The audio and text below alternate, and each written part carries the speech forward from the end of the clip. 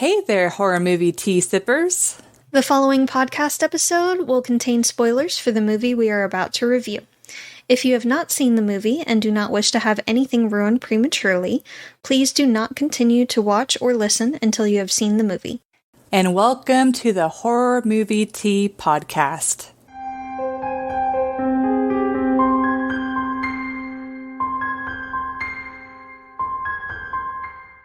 Today, we are covering...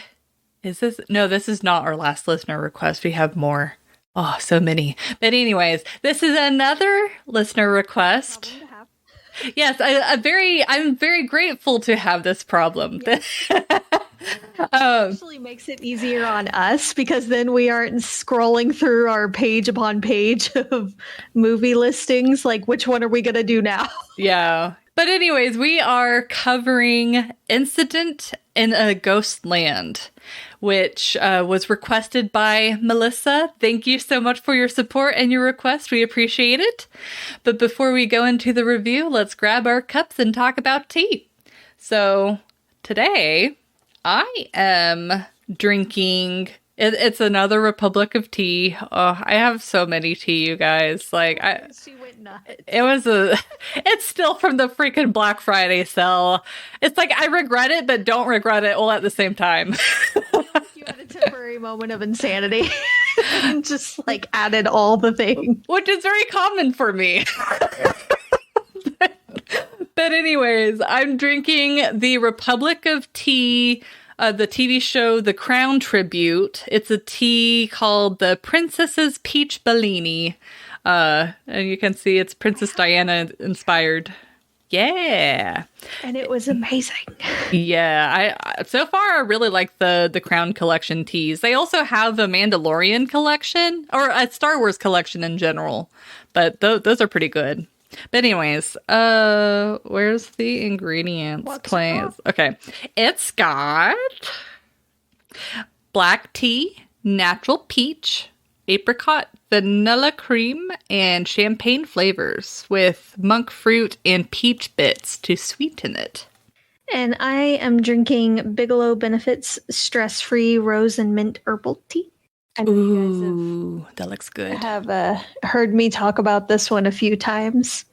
It's one of my favorites, honestly. But it's got rose blossoms, chamomile, hibiscus, tulsi leaves, licorice root, passion flower, skullcap, natural rose and raspberry flavors, rose hips, apples, peppermint, elderberries, and raspberries. So all the things. All the things. In this. But it is a very light, relaxing tea, and it just feels refreshing at the same time from the mint. And for our tea sippers out there, brew yourself a cup of tea, sit back, relax, and we hope you enjoy the review. Before we get into the summary, we do want to add that there is a major trigger warning due to this movie, including content related to rape, abuse, and negative portrayals of those with mental disabilities, as well as the LGBTQ plus community. And we are trying to be as sensitive as possible discussing this movie. If there's anything that we say that is offensive, we apologize. We are trying to be as possible, because we know that this is a very sensitive topic.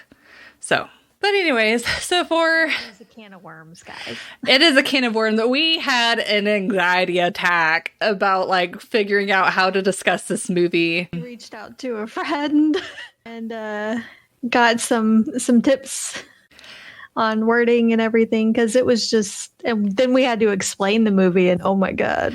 Yeah, even explaining the movie, I feel like a terrible person. I feel dirty. This movie is messed up. Yeah. So the summary of this movie is a mom and her two daughters are going to their aunt's house who had passed away, and they are essentially like cleaning out the stuff. So they go there, and on the way to this, you start seeing the dynamics of the mother and the two daughters and how there's obviously conflict there. And so they get to the house, and they're just starting to unload and get settled in when two intruders break in and, well, sneak in, I guess. And they attack the mother, and while the mother is unconscious, they drag the two daughters down to the basement and start trying to do very unpleasant things to them. Extremely traumatic and unpleasant things to them. Thankfully, they don't show all of it, but they heavily imply a lot of it. Yeah, even what they show, though, is too much. Yeah. But one of the intruders is in the kitchen, and it happens that the mother ends up being not dead, and she attacks them. And they make you think, oh, the mother survived and they are like getting out or whatever. And it kind of takes you through, oh, it's like, it's the daughter's grown up and things like that. But no, plot twist, they're actually in the same situation. The mother was killed. The two sisters are trapped in the basement, where the intruders take turns bringing one of the sisters upstairs to play dolls with them, in a very as nice of a term as I can put, because there's literally dolls involved. But yeah, that's the summary. Whew, this movie. Yeah. So for entertainment, it is very difficult to rate this movie, because not only is it uncomfortable pretty much the entire way through, but also the portrayals of not only like sexual abuse with minors, but also the negative portrayals of those with like mental disabilities and the LGBTQ plus community. It makes it very difficult to enjoy this movie. And from what I was looking up, this is the same director that did a movie called Martyrs that has kind of a similar premise, apparently. And The Tall Man. Yeah. Which The Tall Man, I don't remember The Tall Man having as intensive content as this movie. Not quite, but there is child kidnapping and slight like emotional abuse. Okay. So there's some, it's just not near as hardcore as yeah. So this director kind of has repeating themes in all of their movies, and I'm not really sure if it's them trying to create subtext and like commentary, or if they actually are trying to create negative connotations towards a certain group of people. But anyways, before I get too much more in depth, I do want to mention that one of the intruders is referred to as the candy truck woman in the credits. And it is not explicitly stated whether or not this person is transgender. So to err on the side of caution, we will refer to them as an individual of indeterminate gender. But yeah, the two intruders, they portray an extremely negative light. And they also, it's like they have this individual, but then on the other side, I don't know if they're siblings. I guess they're supposed to be siblings with a weird dynamic. They gave that kind of vibe, but they don't really give us any context for that. It's just a couple assailants that are doing this. They don't even really get to show you the article. Yeah. You get like half a glance at it. And that's about it. Yeah, so it's like they have this one person of indeterminate gender, and then they have this other guy who very clearly is supposed to have some sort of mental disability. And just like the things that they have them do to these girls, it's just, oh my God, it's so uncomfortable. And so for a rating, it's so funny because me and Jess apparently saw this movie previously. And so, yeah, we completely forgot. It's like, as we were watching this movie, they're like, this seems very familiar. This is very familiar. I could have sworn we've seen this now that I think about it. And then we're like, why did we forget about it? Yeah, why did we forget about it? Why haven't we watched it again? And it's because it's so freaking uncomfortable. And to me, I feel like the movie is trying to be more clever than it thinks it is. And the fact that it's so uncomfortable on so many different levels. I mean, I can see a lot of people with any level of sexual trauma just not being able to watch this movie. Any person from the LGBTQ plus community maybe having a very uncomfortable or difficult time going through this movie. It's uncomfortable for uncomfortable's sake. It's not... Yeah, not any reason for it. They could have subbed in someone else for those roles and just as uncomfortable. I don't know why they had to go that route specifically. Yeah, and apparently the director is also a little bit off kilter because one of the younger actresses got injured due to him refusing to have a prop, I think as mirror or glass window or something. The glass door that she was banging on. He didn't use a prop. He insisted on using the real thing. And during that scene, it broke and it cut her really badly. And she actually now has a really big scar from it. She ended up suing him and getting some money back. But she's now scarred because he was an asshole. Yeah, so just with everything, it's just very difficult, even trying to be as non-biased as possible with the negative portrayals. It's just not that entertaining of a movie. It's very painful to get through. It's a movie that I didn't need to watch. I will never watch again. I kind of wish it never existed. And so this is like my Poultrygeist. Like, I'm honestly going to give it a 2. The only reason why I didn't give it a 1 is I did like the concept of having like the plot twist with, it's like, oh, she grew up, she moved on. But then like even whenever they did the plot twist and they take her back, they have her go back into that fantasy world where she's an adult. And I thought, and they did it at an extremely intense part of the movie, which made me really frustrated because the scene that she is in as an adult was very peaceful. And so I think they could have, there's so many movies that do like where they switch between like different parts of themselves, but they still keep it intense. They should have done something like that if they wanted to have her go back to that world. So it's like that was really the only redeeming quality of the movie. I thought that was a really cool idea. And it's one of the few movies that actually completes. It's like, it's not just like, oh, plot twist, and then the movie ends. Like, they actually complete the storyline. And the police in general were more intelligent, which was refreshing. But I don't know. It just this movie didn't need to happen, especially the fact that it came out in is either 2018 or 2019. 2018. Okay.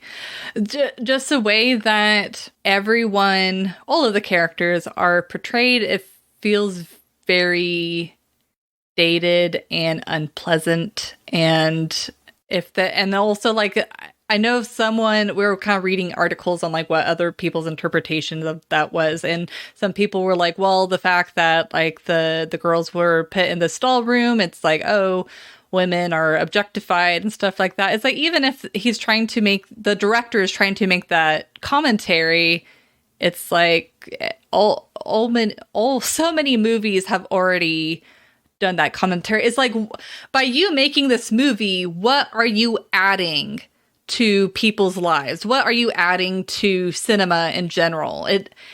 If anything, I feel like it takes away from it.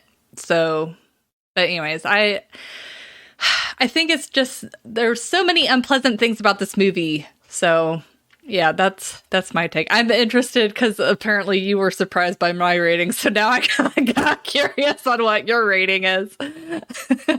Well, Well, first I'm gonna need you to take a deep breath because, and I want to make sure you're off your soapbox now because damn, girl. It's so frustrating. I agree. It is very uncomfortable to watch.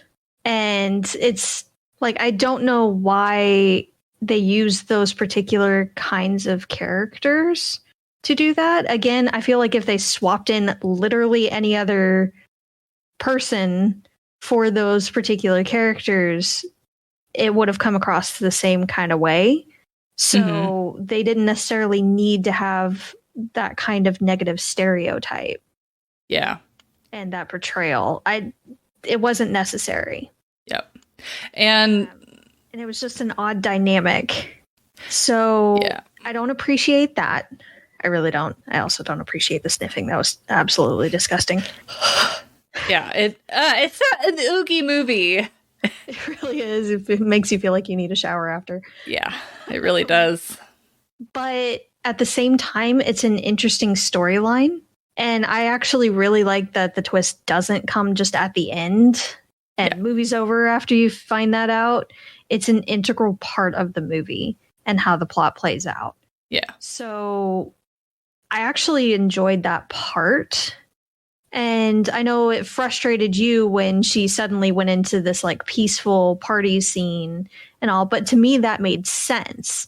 That was part of her coping mechanism. Yeah, so that's true. I get that. And I still felt the sense of urgency because you know that her sister is in the house. She was just dragged back into that awful situation. So you're sitting there like, is she going to pull herself out of it? Is something going to happen that makes her snap out of it? What's going on? You really feel there's a deep tension there. And you get frustrated with the character and want to shake her. Yeah. To get something going. But it's understandable because everybody has different responses to that kind of situation. Everybody's going to have a different coping mechanism. So I get it. All in all, to me, it's an all right movie. It's interesting. It's extremely uncomfortable, but it does keep you morbidly invested. Morbidly invested, yeah. Morbidly invested. So I actually gave it a 6. I probably won't pick it up again. I would be very content never to watch this movie again with how uncomfortable it is and oogie it is. But I feel like a lot of the actors did a really good job in the role that they had. Mm-hmm. Yeah. The acting is great. The acting was really good. And they had really interesting dynamics, very, if not awful and creepy interactions. Actual, it felt fairly real interactions. Yeah. You could feel the frustration of the sister who's present the entire time and trying to figure it out and trying to figure out how to stay alive and keep her sister alive. Trying to get her sister to come back to reality so that she's not just on her own in this. Yeah.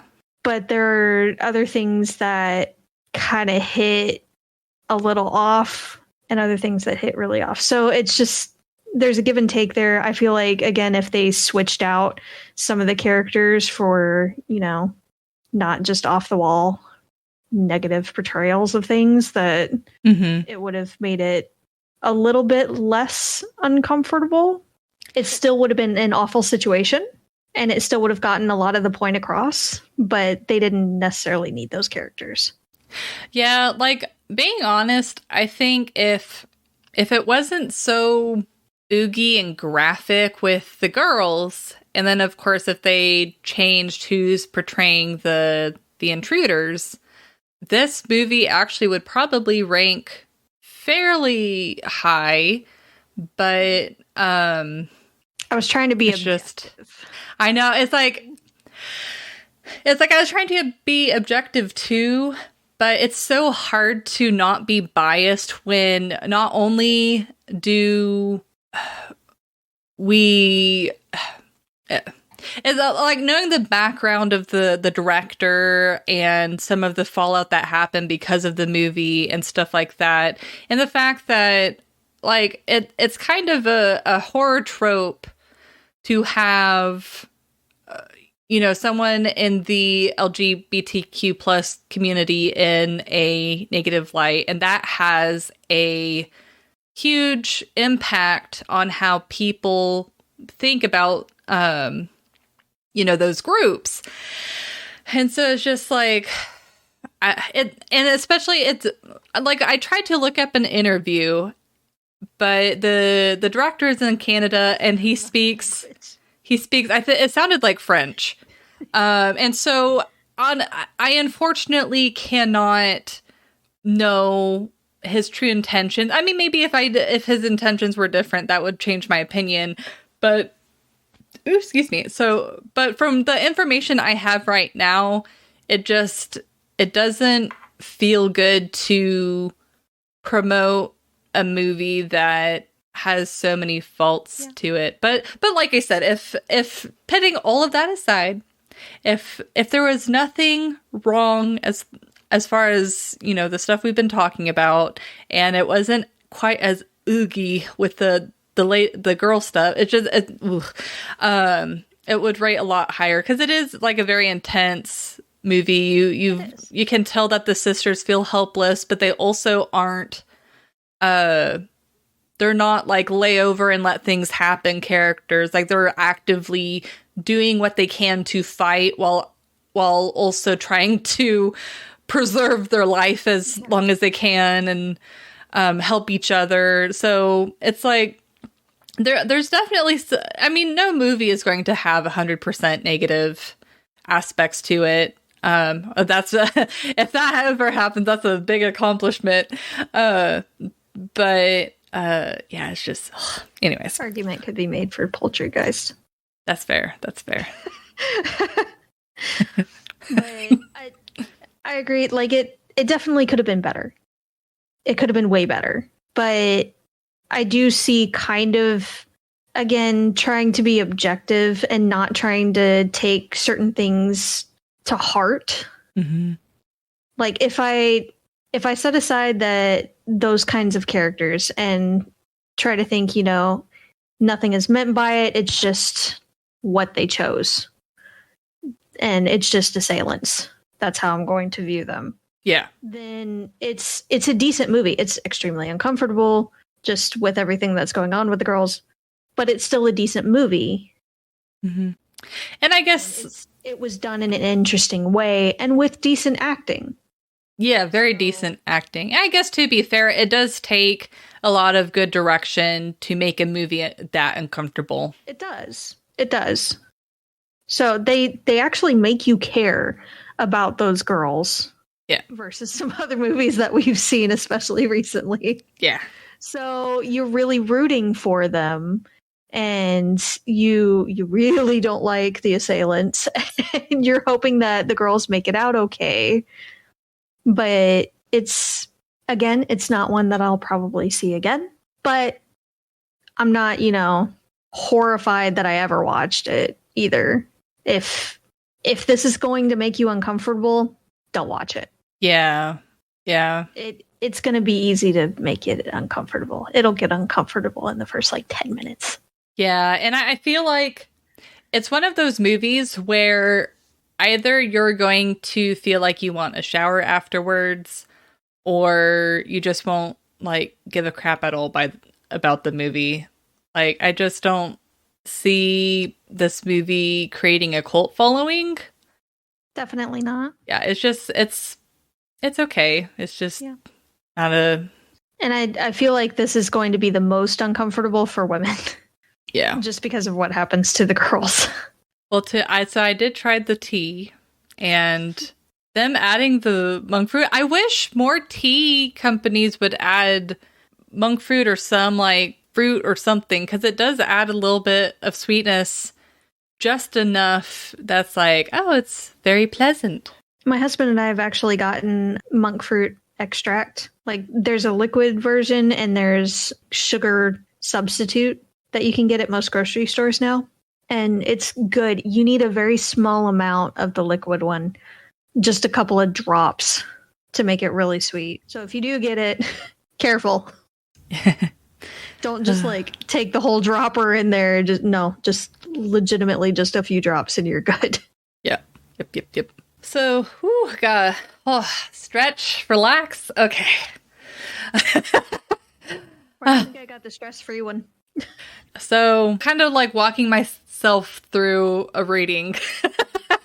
It's like overall, strictly thinking of the situation itself. You know, assailants coming in, essentially keeping these girls under house arrest and doing super oogie stuff is pretty unheard of, but not like impossible. Like there are like I don't know how many of our listeners listen to true crime. I'm sure if you're horror fans, you probably like true crime as well. It's like it's in the serial killer like true crime crap that you would hear like something freaky like this happening.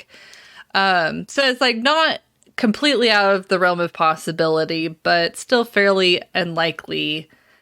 Like with this specific, like the doll thing and all of that. But it's like the girls, they act very realistically. The way that they fight, but they're also trying to obviously, they're not like 100% fighting because they're obviously trying to preserve their lives for as long as possible. The cops are pretty realistic. The assailants, I feel like kind of get the strangers treatment where it's like it seems like they aren't terribly realistic. It's really the people that you're rooting for that act the most realistic. I bet it makes sense that they would have the assailants act not quite as realistic because it's kind of like a nightmare scenario. So it's like they have to portray them as these it's kind of like the Michael Myers treatment, you know, where it's like they kind of put him up on a higher pedestal so that way he seems scarier. Like I feel like they kind of did not a lot more subtle of a treatment, but kind of like that kind of treatment. But like the different characters and their reactions and stuff like that, I think it would be reasonable to give this movie probably a 5. I think just there wasn't like a whole lot of things. I was like, oh yeah, that's totally unrealistic. I mean, it just all seemed relatively possible. So as far as the general situation goes. So I give it a 4. Okay, we're pretty close. Yeah. I could definitely see the situation itself happening. Maybe not with, you know, again, those specific types of characters. Yeah. But a couple assailants taking over a house that's fairly remote and then killing the people of authority, namely the parents, and then torturing the kids. As awful as it would be, I could still see that happening.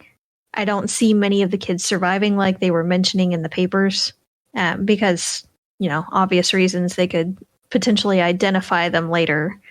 So I don't really see many survivors coming out of that. Yeah. So I counted off a little bit for that. But I do see the different coping mechanisms and everybody having a different reaction to that kind of situation. Whereas, you know, one sister is trying to figure things out and figure out a way to keep them both alive and trying to find a way out of the situation. And the other sister going into La La Land. And her mind is trying to protect itself and make her think that she is out of the situation and in a safe place and everything's okay so that she doesn't feel the full impact of the horrors that are going on around her. Yeah. And the sister that's trying to figure everything out being really frustrated and feeling abandoned because she's the only one present and experiencing most of it. I mean, you see her face where she looks beat all to hell. And clearly she's taking the brunt of the torture from them trying to protect her sister.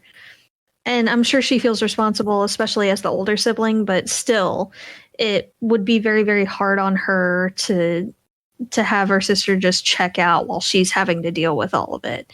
So I get it. And it does seem very believable especially with their interactions, and particularly when she's trying to call her sister back to reality. Like, she's had enough. She needs help.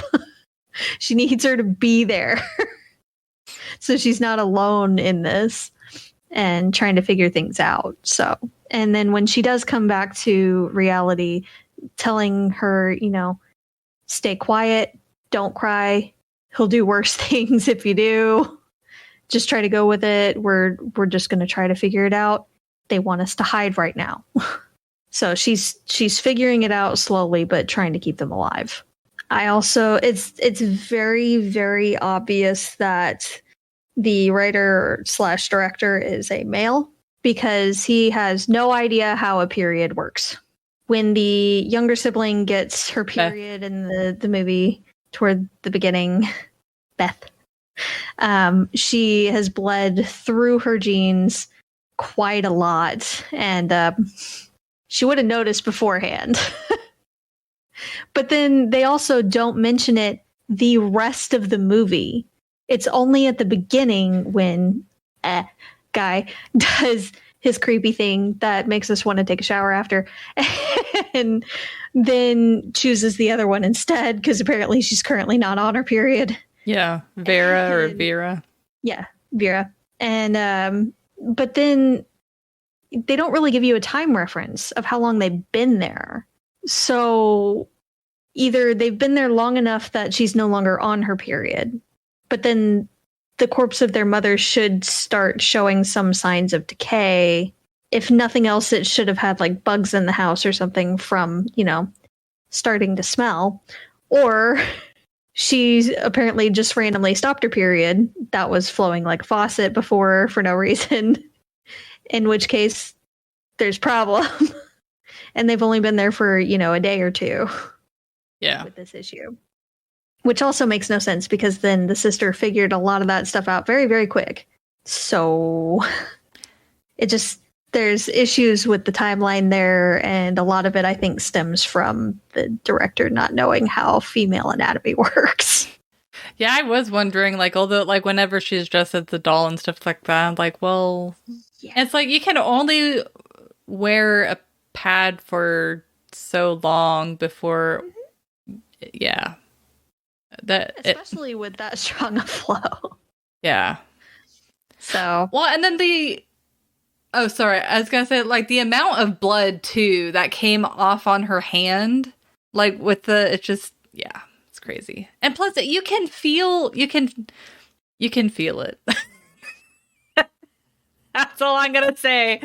It was very excessive in the movie. It wasn't accurate at all, is all we're trying to say. Yeah. For those of you that don't necessarily want to hear about all this, it wasn't accurate. That's all we're trying to say. I also don't feel like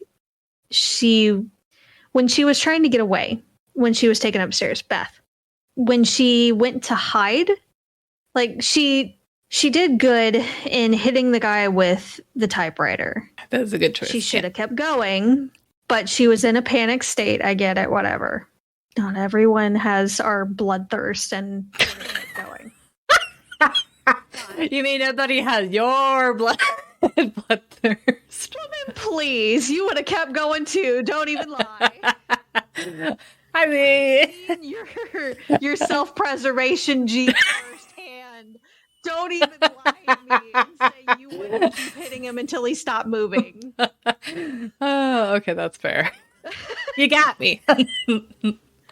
But then when the other one comes up the stairs and starts breaking through the door, she doesn't throw anything at them. She instead throws the heavy ass typewriter out the window and then gets in the one place that's going to make the most noise. Yeah. In the mirror with the loud, obnoxious, creepy doll. Yeah, because it's if she had taken the man out, then they would have had one person down and only one last person to deal with. That 2 against 1. It's just, yeah. Well, with the sister locked in the basement, it's 1v1, but still, that's a lot better odds than you had before. Yeah. And you've got a room full of sharp objects with, the hairpins and things from the dolls and heavy typewriter and shards of glass from the window you just broke and all manner of fun stuff. So, I mean, you could have done literally anything else. Yeah. And even if she picked a better hiding spot, like as cliche as it would have been, under the bed would have been better than the stupid wall mirror with the loud, obnoxious, creepy doll. Yeah. All I'm trying to say. So I do appreciate, however, that the cops were not stupid in this one, that they did notice that something was off when they saw two girls running through a field dressed like that. They stopped. They said that they were there to help. They could see, obviously, they were upset. Something was wrong. And when the older sister, Vera, said, "Don't touch her," yeah, and was very protective of her little sister, they knew that something was definitely up. So the female cop especially did very good, stay back. Yeah. We're here to help. I promise we're not going to hurt you. We're going to get help. We're going to get you out of here. Was very calming, took authority, and took charge of the situation. It was very good and very accurate. And the other partner didn't go too far, but he did call for backup and said immediately, "This is what's going on." They got the location, and he's like, "I want a whole team down there right now." Yeah. Not meet us down there in a little bit. No, now. We're going to drop them at the hospital, and then we're going to meet you there. Yeah. So if nothing else, even though they were taken back to that situation, they didn't have to wait long for actual help to arrive to get them out of it. And the ones that did come as backup to clear out the house did what they were supposed to. Yeah. And they didn't just get knocked off one after the other in stupid attempts of, doing the thing. So I appreciate that. We don't see that often, and I appreciate it. Yep. So, well, I really hope for anyone listening that this movie may negatively impact. I hope we were sensitive to the situation, and it's like, for me personally, it's like story-wise, like strictly the story-wise, it's like I'd say go watch it, but because of the negative connotations for certain groups of people, it's very difficult for me to promote the movie and be like, yeah, you should go watch it, because there's oftentimes consequences to these types of negative portrayals. So I would say viewer discretion is definitely advised. Yeah, it's like I'm not saying whether or not to watch the movie. Like, I probably would say don't watch the movie, but if you're really that interested, just take extreme caution. It's a rough one. It's a very rough one. I probably wouldn't recommend it, especially if you even think you're going to take offense. If you kind of let that bit go and watch it strictly for the story, that is entirely your call. Yeah. So this was a tough one, but yeah. So, but thank you for joining us today, and please comment on what you thought of the movie. We would love to hear your input. And if you would like to recommend a movie and keep up to date with our content, you can find us on YouTube, Twitter, Instagram, Facebook, and most places that you listen to podcasts. And if you'd like to support the podcast, please subscribe, like, and share our content. We also have a Teespring available if you'd like to support us monetarily. And you can find all of the sites mentioned linked below. Until the next time, guys, stay safe and stay spoopy. Bye. Bye.